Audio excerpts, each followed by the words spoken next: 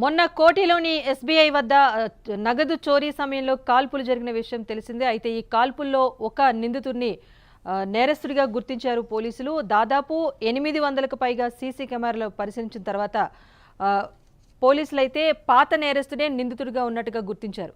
నిందితుల కోసం ఇంకా గాలింపు అయితే కొనసాగుతోంది. కోటి కాల్పుల కేసులో పోలీసులు అయితే పురోగతి సాధించారు. ఎవరైతే ఎస్బీఐ వద్ద మరణించిన కాల్పుల్లో గాయపడ్డ వ్యక్తి ఎవరైతే ఉన్నారో ఆయనకు సంబంధించి వివరాలు కూడా సేకరించారు. అలాగే సీసీ కెమెరాలు కూడా పరిశీలించారు. ప్రధాన కూడలి వద్ద నగదు చోరీతో పాటుగా కాల్పులు కలకలం రేపడంతో పోలీసులు ప్రత్యేక బృందాలుగా ఏర్పాటు చేశారు. నిందితుల కోసమైతే అంతా గాలింపు చేపడుతున్నారు. ఒక నిందితుడిని సీసీ ఫుటేజ్ ద్వారా గుర్తించారు. పాత నేరస్తుడే ఇక్కడ నిందితుడిగా ఉన్నట్టుగా పోలీసులు గుర్తించారు.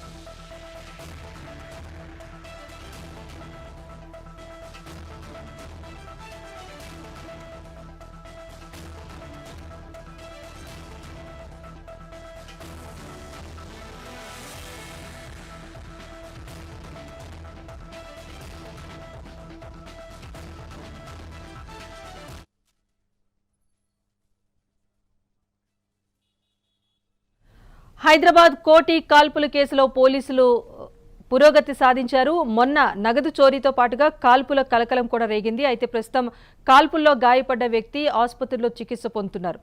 అతని వద్ద నుంచి సమాచారం సేకరించారు పోలీసులు. అలాగే దాదాపు 800కు పైగా సీసీ కెమెరాలను పరిశీలించిన అనంతరం నిందితుల కోసం ప్రత్యేక బృందాలను కూడా ఏర్పాటు చేశారు. గాలింపు అయితే కొనసాగుతోంది.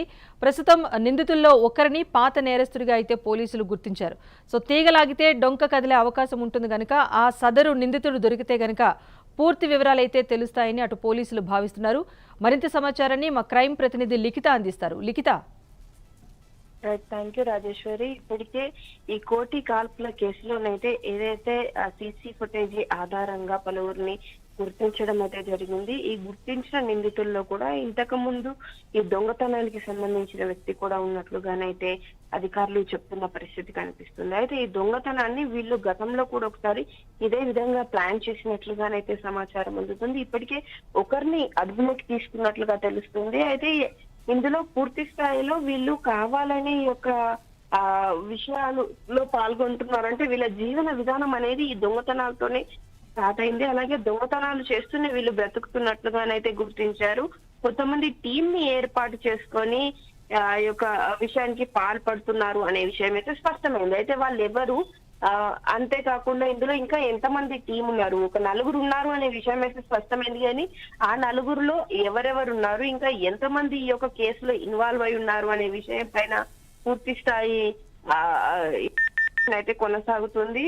ఇంకా పలు విషయాలు అయితే బయటపడాల్సి ఉంది. అంటే వీళ్ళు ఆ యొక్క ప్రణాళిక సిద్ధం చేసుకునే ముందు ఏ విధంగా ఈ యొక్క స్కెచ్ అనేది వేసుకున్నారు, అదే విధంగా ఇంకా వీళ్ళకు సహాయం చేసిన వ్యక్తి ఎవరు, కేవలం ఆ యొక్క బాధితుడు ఎవరైతే ఉన్నాడో అతని కోసం మాత్రమే వచ్చారా, లేకపోతే దొంగతనం చెయ్యాలి, ఏదో విధంగా దొంగతనం చేయాలి అన్న ఆలోచనతో వచ్చారా అనే కోణంలో కూడా ఈ యొక్క విచారణ అనేది కొనసాగుతుంది. ఎన్ని రోజులుగా వీళ్ళు రెక్కి అనేది నిర్వహిస్తున్నారు, అంతేకాకుండా వీళ్ళు అసలు ఏ విషయం పైన ప్లాన్ చేశారు అనే కోణంలో కూడా ఈ యొక్క ఇన్వెస్టిగేషన్ ఇప్పటికే కొనసాగుతున్నట్లుగా తెలుస్తుంది.